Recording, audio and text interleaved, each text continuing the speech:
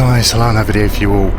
DCS World in VR. So yeah, I did a very quick video yesterday as it came out in early access, its first release. So yeah, no commentary at all. I got quite emotional because childhood memories came flooding back. Me being at the Farnborough Air Show, thanks to my uncle who's ranked quite highly in the Navy, I was able to sit in the cockpit of the Apache longbow gunship as well as the AV-8B Harrier jump jet, which was pretty awesome. I didn't take off because I still needed to bind the controls to my HOTAS, hands on throttle and stick, but we'll change that today. We're going to be on the firing range at the Marianas Islands.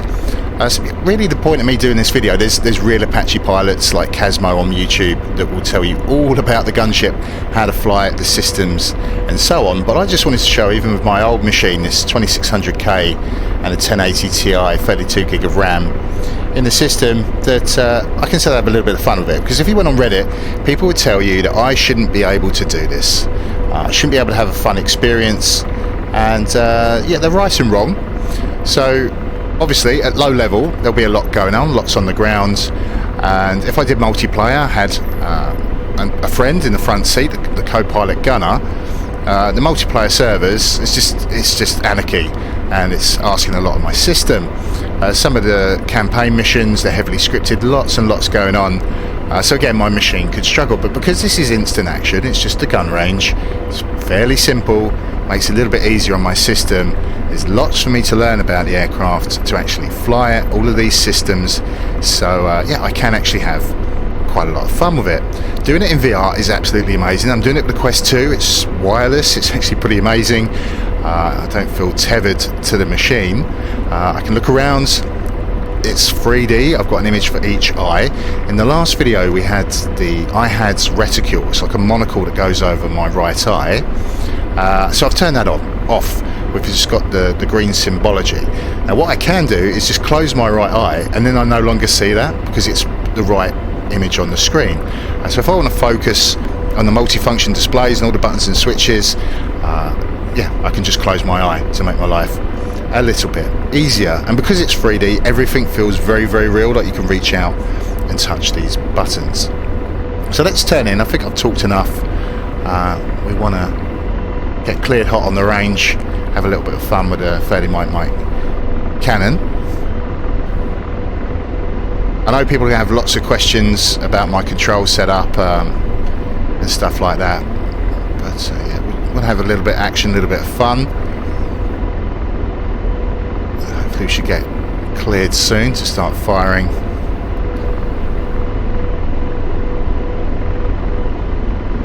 Cruiser 1, range control. You are cleared onto the range. Good luck.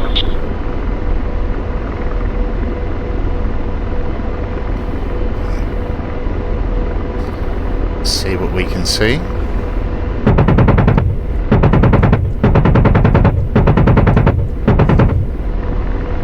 Rotor RPM low. Rotor RPM low. Right, so because I have one-to-one head movement, aiming I can just do with this reticle, which is pretty awesome. And some people don't do VR, they do what's called TrackIR. They have a camera on top of their monitor. It's not really tracking their head, it's infrared movement. They have a clip like on a cap or something like that. Now they have to set up the controls, and they end up with a bit of a dead zone, so for them to aim might be a little bit of a challenge. And this is where in VR we should really have the edge. I'm not saying people won't be able to do it in TrackIR. So I've got it set up to a 10 round burst. Let's get those crosshairs.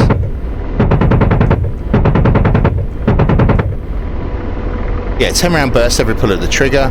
It's also ranging from the point that I'm looking at on the ground. See secondary explosions there. So yeah, it's actually pretty awesome. Of course we're going to have rockets, Hellfire missiles, all sorts of toys to play with. Let's come back around.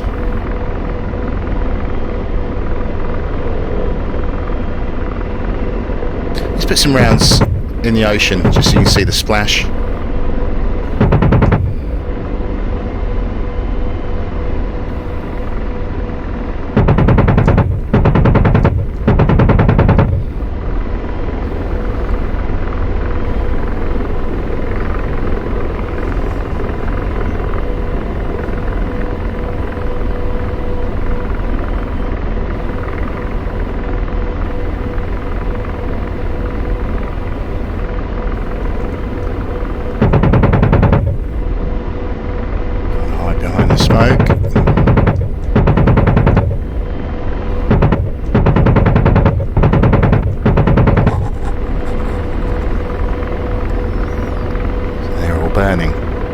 you get the idea, guys. Obviously, I don't want you listening to me. Listen to guys like Casmo on YouTube, real Apache pilots that are going to help us learn to fly the aircraft and all the systems and tips and tricks. It was just really so people could see this does work even on old systems, and we can have quite a lot of fun with it.